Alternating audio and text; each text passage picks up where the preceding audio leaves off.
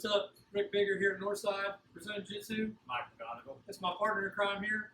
We're going to talk about a video that I got posted. We're going to go over some concepts. If you look on the Facebook page right now, all my officers that train here, you guys already should have watched it. We'll be discussing this more in depth tomorrow.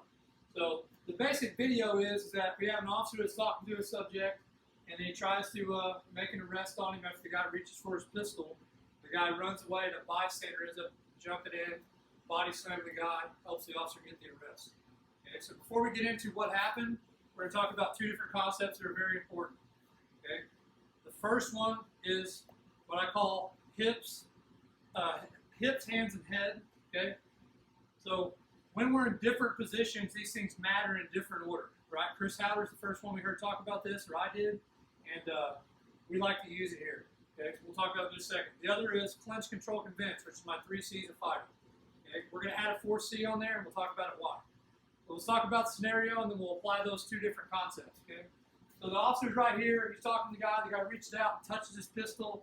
For some reason, I'm assuming he's trying to grab it. The officer right away says, "No, stop that," and tries to arrest him. So he reaches out for his arm, and he ends up, and he's trying to turn the guy's back. But the guy resists. We got a lot of space here, and he starts taking punches. Okay. And then he starts reaching, trying to get control of it here. He's looking for hand control. Okay. But let's stop right here at this part of the scenario, and let's talk about mistakes are made.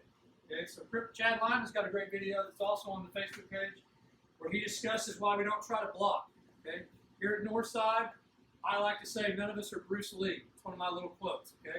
We never want to try to reach out here and grab hands and block like this. Okay. These things don't work. Right. Very hard to do in a dynamic situation. Okay. What we want to do is cover, so we're going to add another C to our 4 C's. So first of all, we're going to cover, and then we have to clinch. We have to close the space. Okay, so the reason why we don't try to block here, try to grab, it's hard to do. The space is dangerous. We need to get out of this punching range. You see in the video, the officer gets punched several times.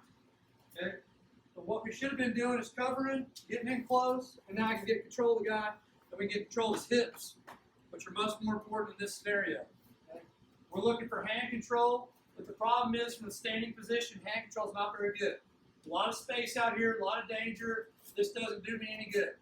I have to get control of those hips so I can control my guy and get him onto the ground, and then we can get him. We can work through our C's there, right? So I've got cover. I've got my clinch. We're in here. I've got to get control of him, so I need those hips. But we don't do that. And in the video, the suspect gets away, takes off running. A bystander jumps out to help.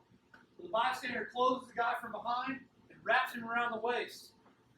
Picks him up, body slams him onto the ground, problem solved.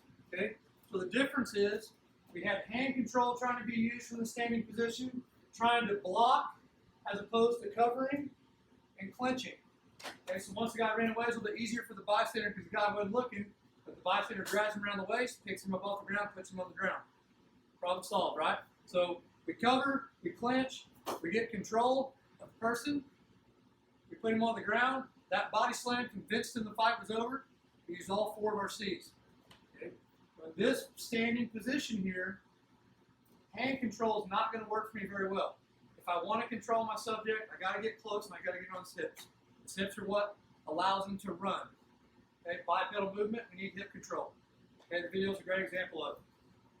So, it's a little breakdown there. If you guys got any questions about it, send them to me in the comments or send me a message and we'll talk about it. If you're one of my officers, watch this video, watch the other one like I told you to. We'll be talking about this this week in detail. Thanks, guys.